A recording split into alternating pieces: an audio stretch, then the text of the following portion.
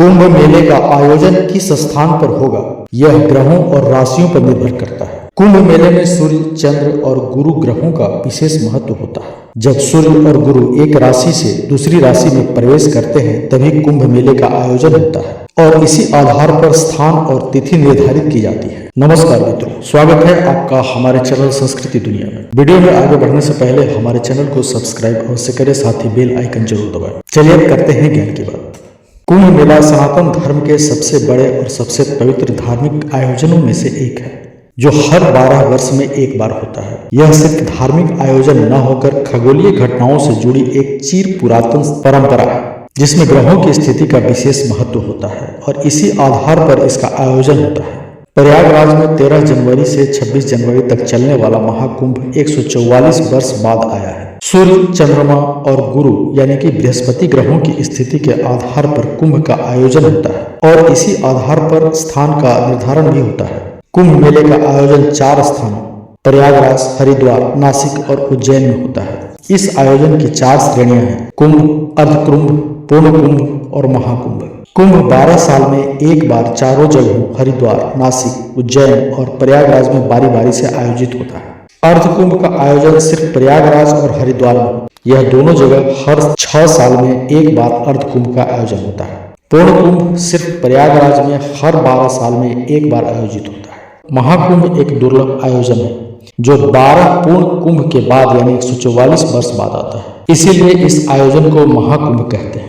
यह सिर्फ प्रयागराज में ही आयोजित होता है, जहां गंगा, जमुना और सरस्वती नदियों का पवित्र संगम है।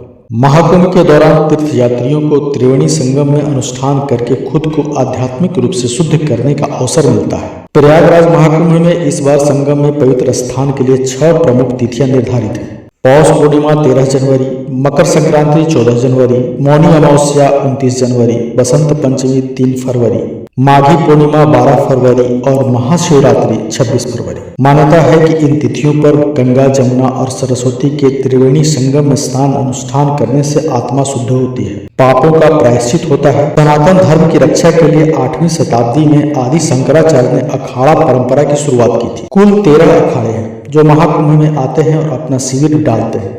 स्नान की प्रमुख तिथियों पर ये अखाड़े हाथी, घोड़ा, ऊंट के साथ भव्य जुलूस निकालते हैं। इनसे जुड़े संत, सन्यासी और नागा साधु 17 श्रृंगार करके संगम तट पर आते हैं और स्नान करते हैं, जिसे अमृत, राजसी और शाही स्नान के नाम से भी जाना जाता है। अखाड़ों का स्नान करने के बाद ही आम लोग संगम में डुबकी लगाते हैं। अमृत या शाही स्नान इस धार्मिक आध्यात्मिक आयोजन के मुख्य आकर्षण होते हैं। अमृत, राजसी या शाही स्नान, इन नामों के पीछे विशेष महत्व और सांस्कृतिक पृष्ठभूमि है। माना जाता है कि नागा साधुओं को उनकी धार्मिक निष्ठा के कारण सबसे पहले स्नान करने का अवसर दिया जाता है। वे हाथी, घोड़े और रथ पर सवार होकर राजसी ठाट बाट के साथ स्नान करने आते हैं। इसी भव्यता के कारण इसे अमृत स्थान का नाम दिया गया है। एक अन्य मान्यता के अनुसार मध्यकाल में राजा महाराजा साधु संतों के साथ भव्य जुलूस लेकर स्नान के लिए निकलते थे। इसी परंपरा ने अमृत स्थान की शुरुआत की।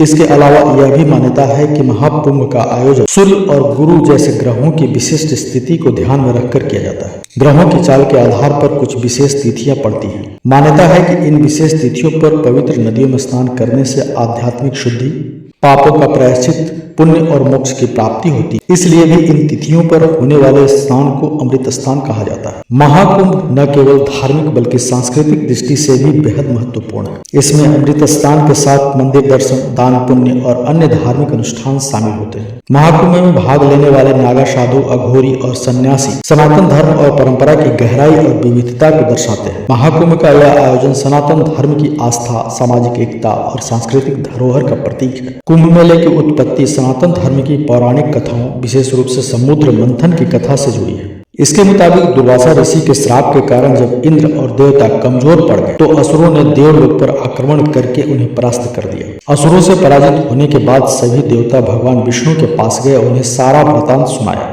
तब भगवान विष्णु ने देवताओं को दैत्यों के साथ मिलकर क्षीर सागर में मंथन करके अमृत निकालने को कहा। सारे देवता भगवान विष्णु के निर्देशों का पालन करते हुए असुरों के साथ संधि करके क्षीर सागर से अमृत निकालने के प्रयास में लग गए। समुद्र मंथन से अमृत कलश निकला तो देवताओं के इशारे पर इंद्र के पुत्र जयंत उसे लेकर अदृश्य हो गए। गुरु शंकराचार्य के कहने पर दैत्यों ने जयंत का पीछा किया और काफी परिश्रम के बाद उन्हें पकड़ लिया। फिर अमृत कलश पर कब्जा प्राप्त करने के लिए देवताओं और असुरों में 12 दिन तक युद्ध चलता रहा। कहा जाता है कि इस युद्ध के दौरान पृथ्वी के 4 स्थानों पर अमृत की कुछ बूंदें गिरी थी। ये 4 स्थान हैं प्रयाग, हरिद्वार, उज्जैन और नासिक। इसीलिए इन 4 जगहों पर कुंभ मेले का आयोजन होता है। साथ ही मान्यता है कि देवलोक के 12 दिन पृथ्वी के 12 साल के बराबर होते हैं।